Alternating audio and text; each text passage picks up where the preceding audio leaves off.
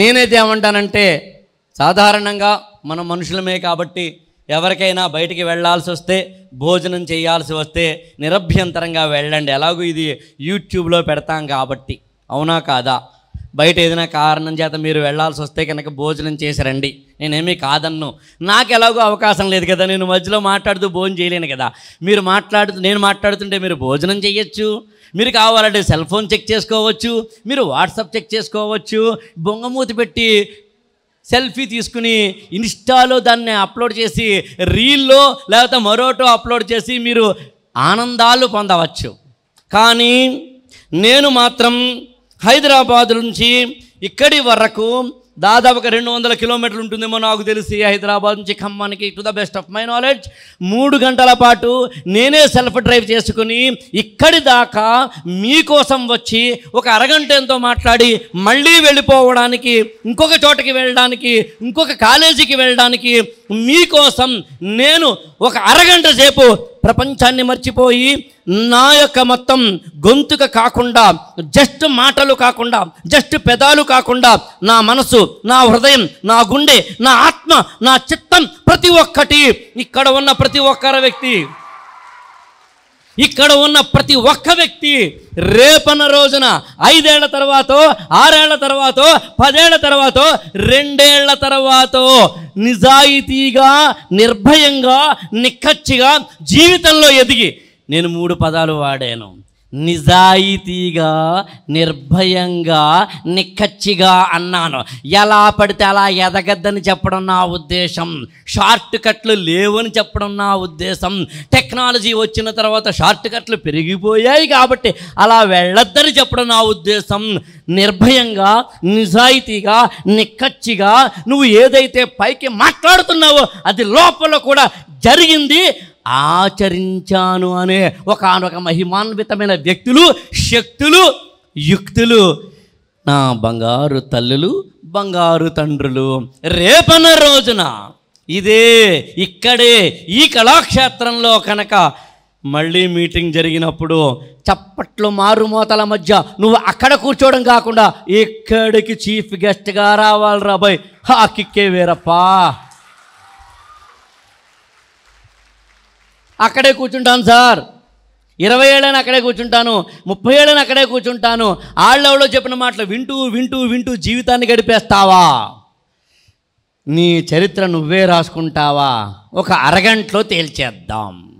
నేను ఒక 5ో 6ో పాయింట్ చెప్పాలనుకుంటున్నాను. అందులో చెప్పాలనుకుంటున్న మొట్టమొదటి పాయింట్ ఏంటంటే ఎనర్జీ గురించి.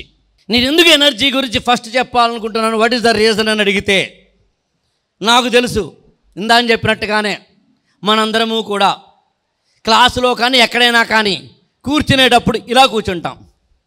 ఫస్ట్లో మాస్టర్ గారు పాఠం చెప్పడం ఇంకా మొదలుపెట్టిన తర్వాత ఇలాగా, ఇంకా నాలాంటి వాడు ఎవరైనా ఏదైనా పాఠాలు చెప్తుంటే ఇలాగా, ఇంకా మీరు నమ్మరు, ఒక అరగంటకో గంటకో మన బాడీ లాంగ్వేజ్ ఎలా అవుతుందంటే ఇలాగా.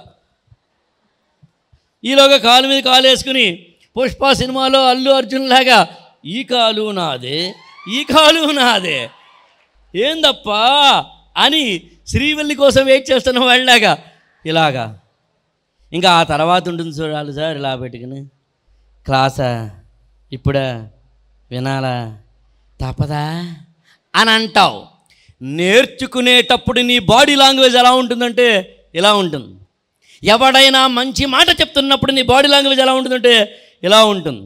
అమ్మ కానీ, నాన్న కానీ, గురువు కానీ, ఎవరైనా ఒక ట్రైనర్ కానీ నీకు మంచి మాట చెప్తూ జీవితంలో ఎదగరాబాయి, ఉన్న చోటనే ఉండిపోకురాబాయి, జీవితంలో ఎదగాలంటే కష్టపడాలి, జీవితంలో ఎదగాలంటే మెదడుకి పదును పెట్టాలి, జీవితంలో ఎదగాలంటే నిజాయితీ ఉండాలి, జీవితంలో ఎదగడం ద్వారా నువ్వు ఒక్కడవే కాకుండా కొన్ని వందల మందికి మార్గనిర్దేశం చేయగలవు, నువ్వు ఎదగడం ద్వారా కొన్ని వందల మందికి దిశానిర్దేశం చేయగలవు, నువ్వు ఎదగడం ద్వారా కొన్ని వందల మందికి ఉపాధి కల్పించగలవు అని ఎవడైనా చెబుతుంటే నువ్వు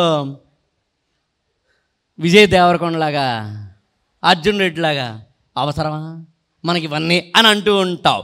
అంటే అప్పుడు నీ ఎనర్జీ లెవెల్ ఎలా ఉంటుందంటే ఇలా ఉంటుంది. వినవు. అదే కనుక ఇదే కళాక్షేత్రానికి ఏ పూజా హెగ్డేను, రష్మిక మందానాను, అల్లు అర్జున్, మహేష్ బాబు వీళ్ళెవరైనా వస్తే నీ బాడీ లాంగ్వేజ్ ఎలా ఉంటుంది? ఇలా ఉంటుందా?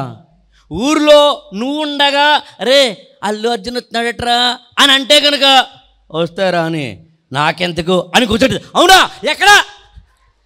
అరే బాబా, నేనేమంటున్నానంటే ఈ క్షణం నుంచి ఒక ఒట్టు పెట్టుకో, నీ మనసుతో మాట్లాడుకో, నీతో నువ్వు మాట్లాడుకో.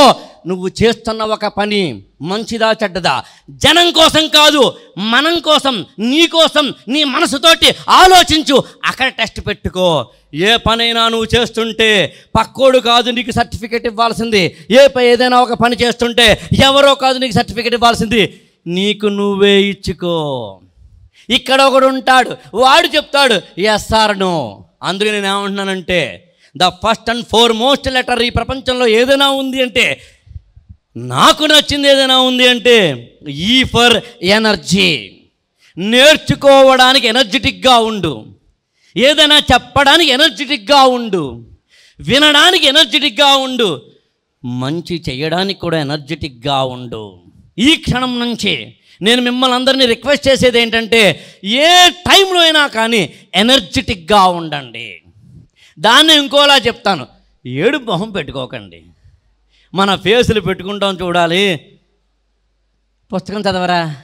పుస్తకమా ఇప్పుడా చదవాలా?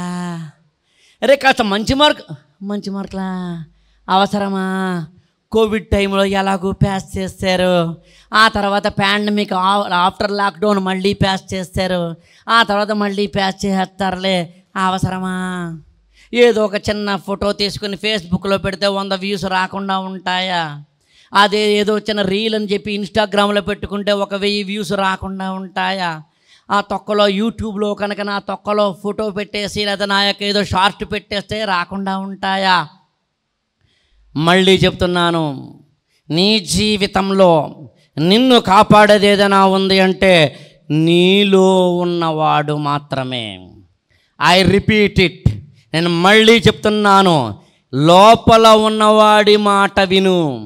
అది ఎక్కడైనా సరే, చదువుతున్నప్పుడైనా, రాస్తున్నప్పుడైనా, కెరీర్ డిజైనింగ్లో అయినా, ఎప్పుడైనా కానీ లోపల ఉన్న నీలో ఉన్న వాడితోటి రోజుకి ఒక 10 నిమిషాలు మాట్లాడు, వీలైతే 15 నిమిషాలు మాట్లాడు, వీలైతే గంట సేపు మాట్లాడు.